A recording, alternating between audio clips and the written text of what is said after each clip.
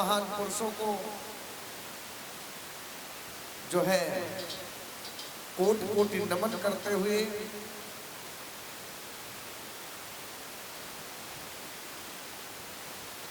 हम अपनी बात को आगे बढ़ा रहे हैं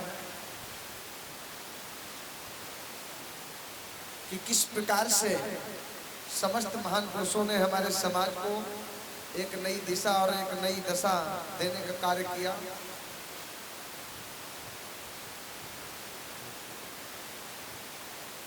तो आइए बढ़ते हैं कथा प्रसंग की तरफ। और ये 50 रुपए राहुल कुमार जी की तरफ से जो धम्मदान सम्मान के रूप में भेंट हुए हैं और कुछ शब्द लिख करके भेजे भैया ने। कर गुजर गए वो भीम थे, कर गुजर गए वो मेरे भीम थे, दुनिया को जगाने वाले मेरे भीम थे। किताबें तो बहुतों ने लिखी पर संविधान बनाने वाले मेरे भीम थे, संविधान बनाने वाले मेरे भीम थे। बहुत बहुत साधुवाद, धन्यवाद। और आइए कथा प्रसंग की तरफ बढ़ते हैं।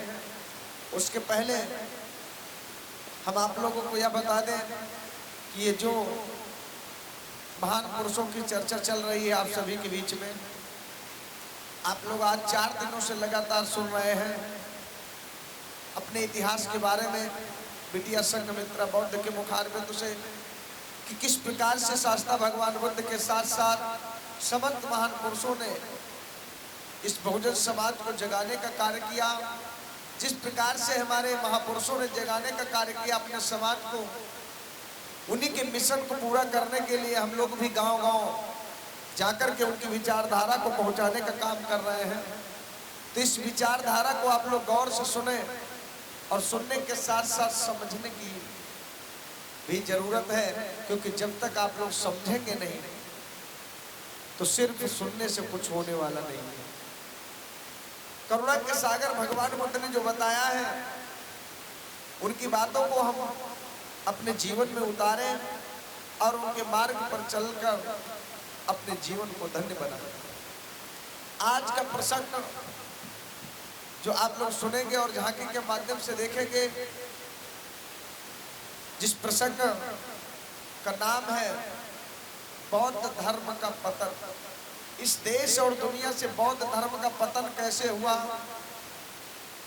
कि जो लोग कहते हैं कि नया धर्म कहां से आ गया। बहुत सारे लोग ये सवाल करते हैं कि ये नया धर्म कहां से आ गया। ये नया धर्म नहीं है, बुद्ध का मार्ग, बुद्ध का विचार और ये बुद्ध का जो धम्म है बहुत पुराना धम्म है। परंतु इस देश से बिल्कुल ये धम्म विलुप्त हो गया था। चीनी यात्री ह्वेनसांग, फायान जैसे लोग आए, अनागारिक धम्मपाल तथा बोधिसत्व बाबा साहब डॉक्टर भीमराव अम्बेडकर ने इसका पुनरुद्धार किया और पुनः जो धम्म इस देश से विलुप्त हो गया था, खत्म हो गया था, उस धम्म को पुनः स्थापित करने का काम किया। महान सम्राट अशोक जो मौर्य वंश में पैदा हुए, उन्होंने इस धम्म को विदेशों में पहुंचाने का कार्य किया था। चीनी ब्राह्मण पुष्यमित्र शुंग ने उस धम्म को बिल्कुल जड़ से खत्म कर दिया इस देश से। लेकिन जब कुछ महापुरुष हुए तो विदेशों से उस धम्म को फिर से इस भारत में लाने का कार्य किया और जगह जगह पर खुदाई करवाई गई। और जब जगह जगह पर खुदाई हुई तो पता लगा कि सच में यह बुद्ध का भारत है और कण-कण में बुद्ध समाये हुए हैं। आज सभी लोग अपने इतिहासों को जान रहे हैं, लेकिन कुछ लोग ऐसे हैं जो गांव से नहीं निकलते हैं, सिर्फ गांव में रहते हैं, अंधविश्वास और पाखंड में पड़े हैं। जब उनको बताया जाता है तो उनको लगता है कि ये धम्म नया है। ये नया नहीं है, पुराना है। हम सभी लोग बुद्ध के वंशज हैं, सम्राट अशोक वंशज हैं। महापुरुष जितने भी हुए हैं वो हमारे वंश में हुए। हम सभी लोग उन महापुरुषों के वंशज हैं, लेकिन अपने महापुरुषों का इतिहास भूल करके अंधविश्वास पाखंड में फंस गए। इस प्रकार से धर्म के नाम की चादर हमारे ऊपर डाल दी गई कि जिससे हम लोग अपने इतिहास को भूल गए। तो जानने की जरूरत है अपने इतिहास को। जब तक हम अपना इतिहास नहीं जानेंगे तब तक हमारा विकास नहीं होने वाला। क्योंकि बाबा साहब डॉक्टर भीमराव अंबेडकर जी ने कहा है, जो कौम अपना इतिहास नहीं जानती वह कौम कभी अपना इतिहास नहीं रच सकती। अगर आप लोग अपना इतिहास रचना चाहते हैं, इतिहास बनाना चाहते हैं, तो अपने इतिहास को पढ़ना पड़ेगा। और जब तक आप अपने इतिहास को नहीं पढ़ेंगे तब तक आप अपने इतिहास को नहीं बना सकते। तो आइए बढ़ते हैं कथा प्रसंग की तरफ कि कैसा था हमारा देश और कैसे थे यहाँ के लोग और कैसी थी यहाँ की व्यवस्था और फिर ये कैसे बदलाव हुआ।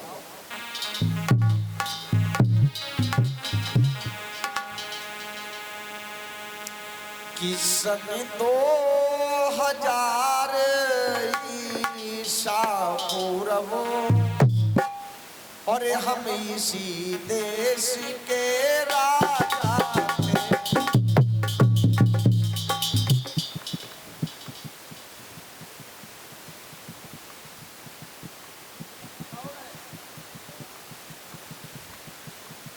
अगर कोई दारू पी के और मार के पीट लो कब तक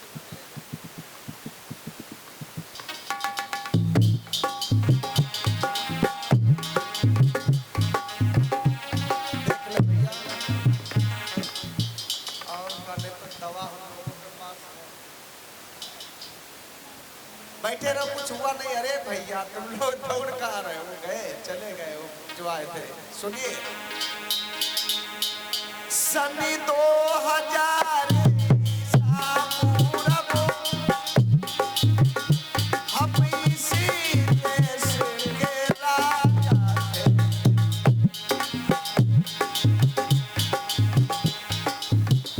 भैया बैठे रहो, बिटिया लोग कहाँ देखने जा रहे हैं? देखो तो दौड़ रहे कि हिंदुस्तान भेड़िया दसान एक भग पड़ा, पीछे पे सब लोग भाग लिए, वह बट रहा है कुछ।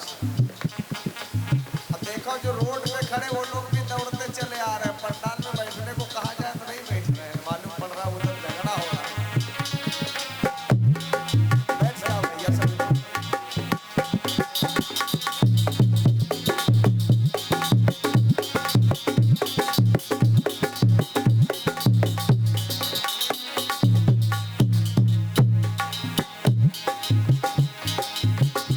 सन 2000 ईसा पूर्व हम इसी देश के राजा थे। थे महल हमारे बड़े बड़े, धन धामों के भंडार भरे।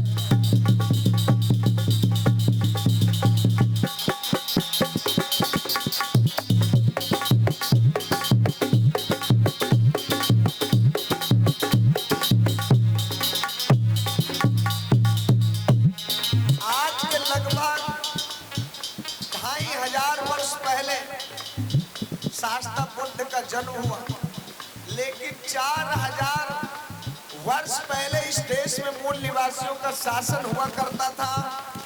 जितने भी राजा थे यहाँ पर मूल निवासी राजा हुआ करते थे। बहुत ही अच्छा देश था हमारा। इस भारत को सोने की चिड़िया कहा जाता था। बड़े बड़े महल बने हुए थे, धन धाम के भंडार भरे हुए थे। कोई गरीब नहीं था, कोई चोर नहीं था, कोई बेईमान नहीं था, सब एक समान रहा करते थे। ऐसा था हमारा देश। जब ऐसा समृद्धशाली हमारा देश था तो विदेशियों की नजर लग गई।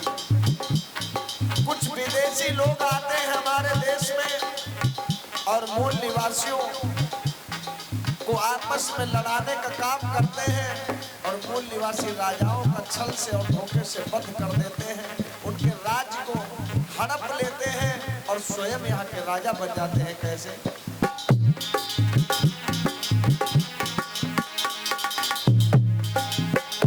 ईरान देश से आर्य लोग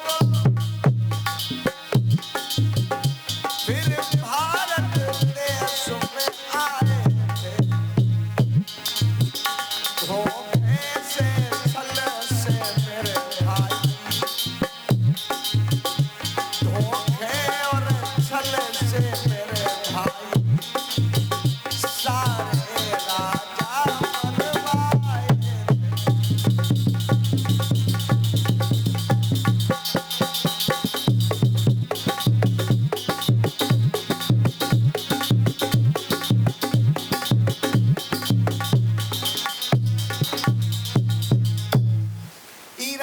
आर्य लोग हमारे देश में आए, आपस में लड़ाने का काम किया और यहाँ के जो राजा थे उनको छल से, धोखे से, कपट से हरा दिया, किसी को धोखे से मार दिया, कत्ल कर दिया और यहाँ के हुक्मरान बन गए। और जो यहाँ के राजा थे उनके वंशजों को अपना गुलाम बना लिया। और जब वो यहाँ के राजा बन गए तब उन्होंने अपना धर्म स्थापित कर दिया। जब धर्म स्थापित कर दिया और एक नियम बना दिया कि जो लोग विदेशी थे, जो लोग यहाँ पर हमारे मूल निवासी राजाओं का वध करने वाले थे, उन लोगों को देवताओं की उपाधि दे दी। माताएं बहनें भाई लोग गौर से सुनेंगे, अगर समझ गए तो जीवन सफल हो जाएगा। कि जितने भी देवी देवताओं को आप देख रहे हैं जिनके हाथों में बर्छी, कटार, बल्लम, तीर, कांटा जो लिए हुए हैं, मैं किसी का नाम नहीं ले रहा हूँ। लोग कहते वहां पे बुराई होती है, मैं बुराई नहीं कर रहा हूँ, किसी का नाम नहीं ले रहा हूँ। क्योंकि हथियार उसी को जरूरत पड़ती है जो कतली होता है, जो हत्यारा होता है, जो किसी को मारने के लिए आता है, वही हथियार रखता है। क्योंकि भगवान जो होता है वो सर्वशक्तिमान होता है, उसे हथियार की कोई जरूरत नहीं होती है। जिनके हाथों में तीर है, कटार है, बर्छी है, भाला है, तब्बल है, धनुष है, तलवार है, तो इसका मतलब ये लोग लड़ने वाले हैं, लड़ाने वाले हैं, भगवान नहीं है। क्योंकि भगवान अगर होते तो इनको हथियार की कोई जरूरत नहीं होती। क्या हुआ, जिन लोगों ने जितने राजाओं को मारा उसको उतने बड़ा भगवान घोषित कर दिया, देवता बना दिया। और जिसने जितने राजाओं को मारने के बाद जिन राज्यों पे कब्जा किया उसके उतने हाथ लगा दिए। किसी के 4 हाथ, किसी के 8 हाथ, किसी के 16 हाथ, किसी के 20 हाथ, किसी के 4 सिर।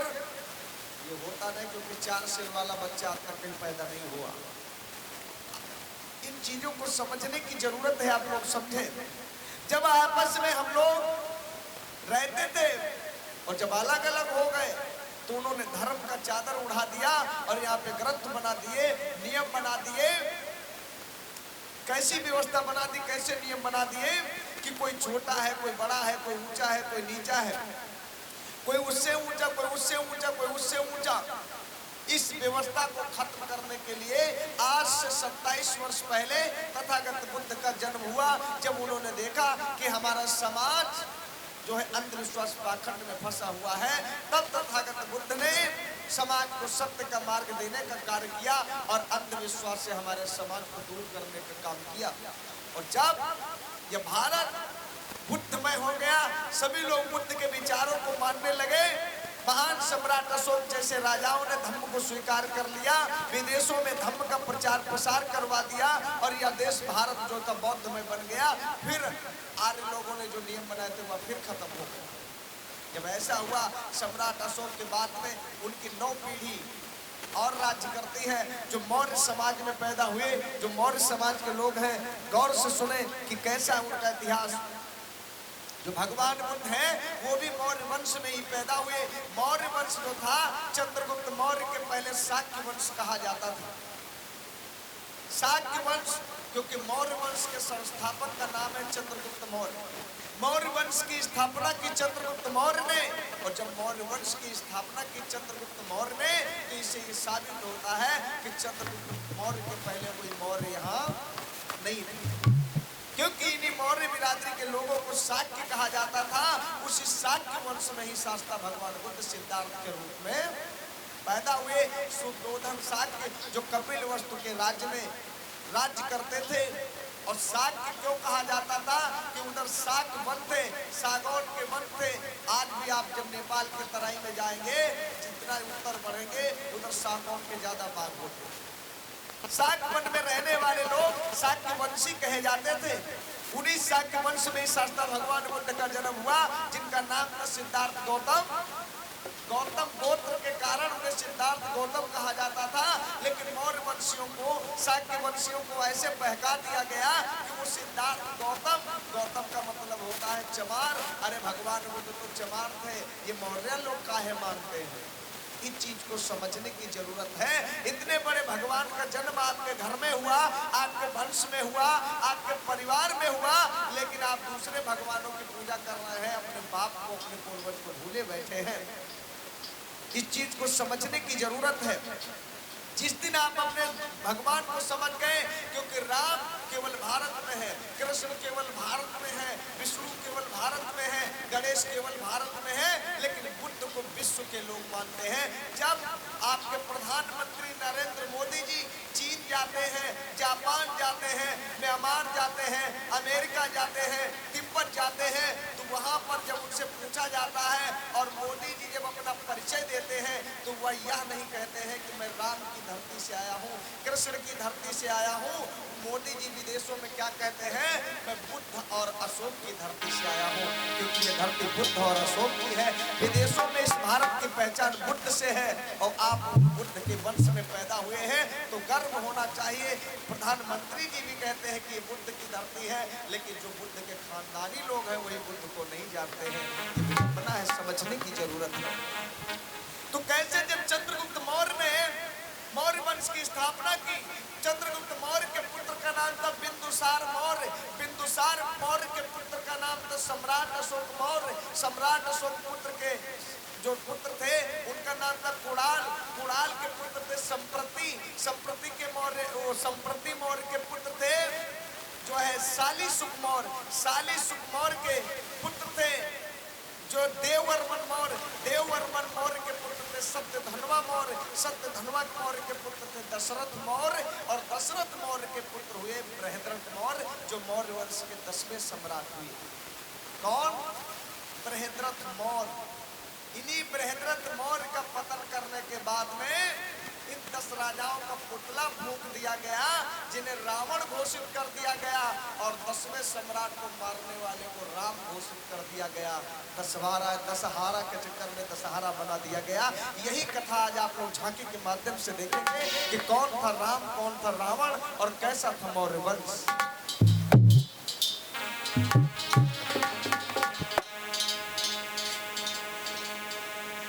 इस भारत में था मौर्य वंश,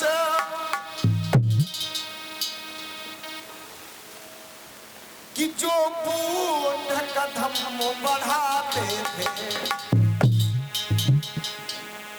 कि भारत के रहने वाले सब गुण बुद्ध धम्म के गाते।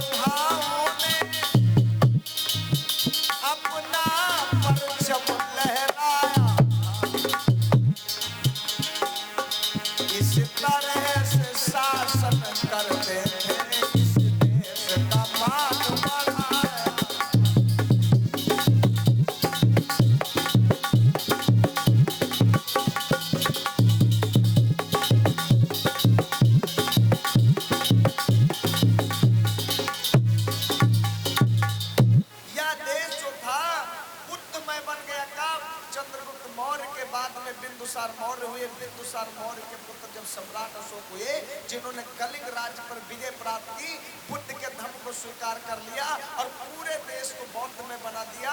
84,000 शिलालेख, स्तूप और स्तंभ बनवा करके तैयार करवाए, जो आज भी जगह जगह खुदाई में निकल रहे हैं। सांची का स्तूप, सारनाथ का धम्मेक स्तूप, कुशीनगर का रामाभार स्तूप, जगह जगह ये निकल रहे हैं। जो 500 के नोट पे आपने देखा होगा पीछे छपा हुआ सांची का स्तूप, ये सम्राट अशोक जी ने बनवाया था। आज भी उनका सिक्का चलता है।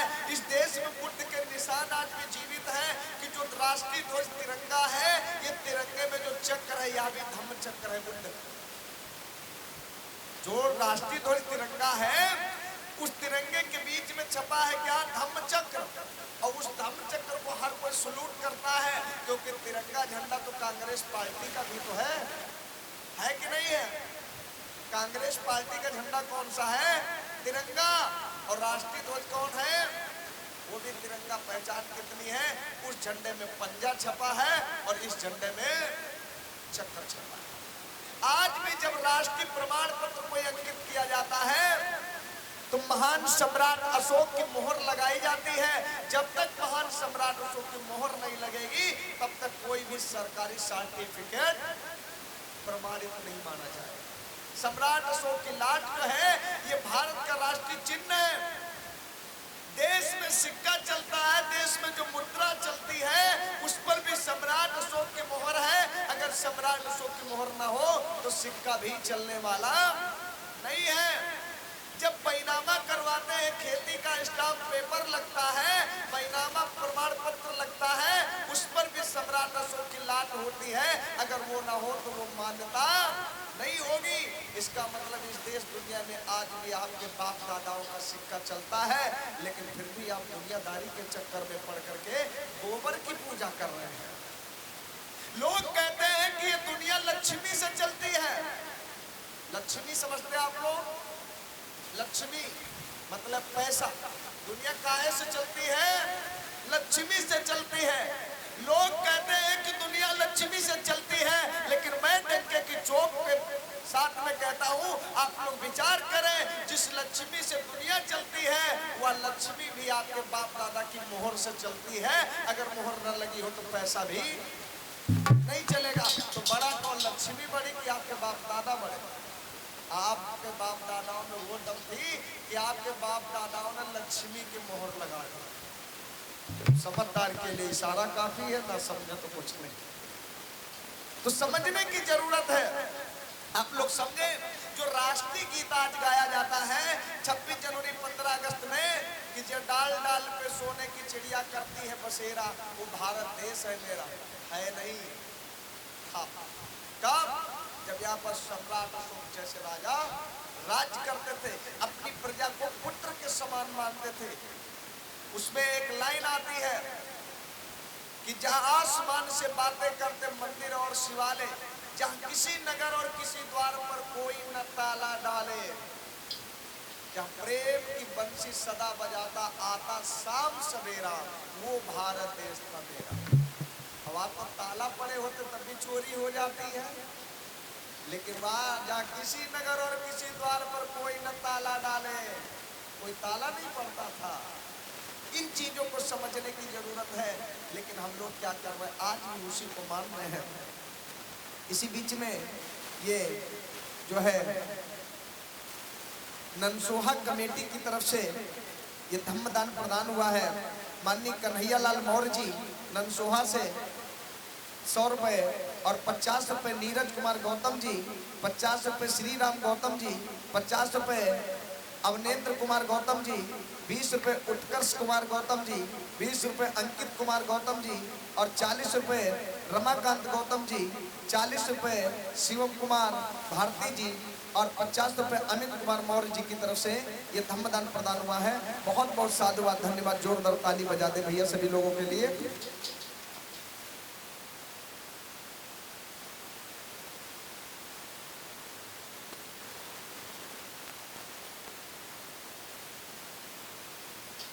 और ये माननीय जो है समता सैनिक दल की तरफ से, समता सैनिक दल सीतापुर की तरफ से ये 100 रुपए प्रदान हुए हैं धम्मदान के रूप में। बहुत बहुत साधुवाद, धन्यवाद। जोरदार ताली बजा दें समता सैनिक दल यूनिट सीतापुर की तरफ से। तो आप लोगों को समझने की जरूरत है कि हम उनके वंशज हैं जिनके घर में विश्व गुरु पैदा हुआ। विश्व गुरु कौन? तथागत भगवान बुद्ध को काहे की उपाधि प्राप्त है? विश्व गुरु। विश्व गुरु आपके घर में पैदा हुए और विश्व विजेता आपके घर में पैदा हुए और विश्व रत्न भी आपके घर में पैदा हुए। तो बताइए आपके वंश से कोई बड़ा वंश है? विश्व गुरु आपके वंशज, विश्व विजेता आपके वंशज और विश्व रत्न आपके वंशज। आप उस वंश में पैदा हुए जिनके घर में विश्व रत्न, विश्व गुरु और विश्व विजेता पैदा हुए, फिर भी आप अपने आप को नीच समझते हैं, दूसरों को सर झुकाने का काम करते हैं। तो आइए, महान सम्राट बृहद्रथ मौर्य का कैसा शासन है, जो मौर्य वंश के 10वें सम्राट थे और किस प्रकार से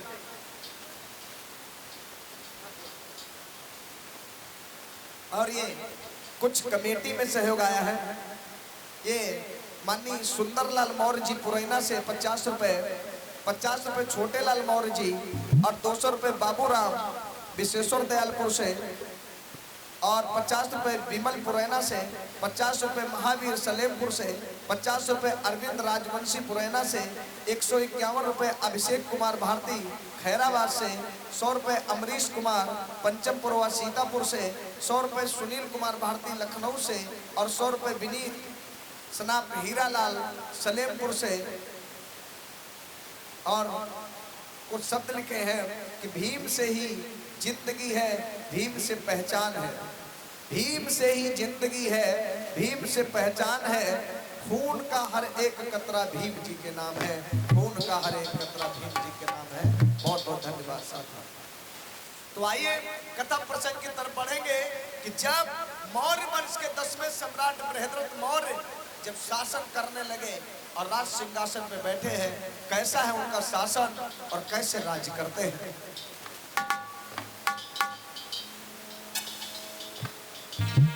कि सब सुनो लगा कर ध्यान, करूं मैं बखान सभा के भाई,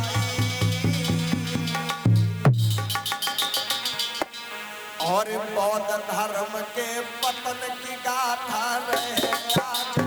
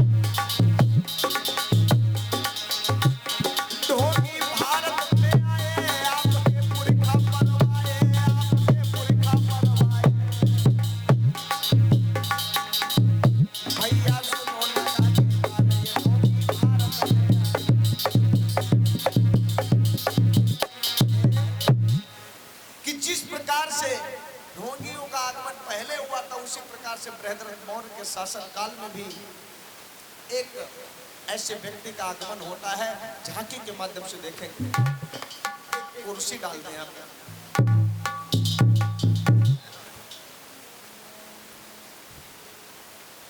कि महाराज बृहद्रथ मौर्य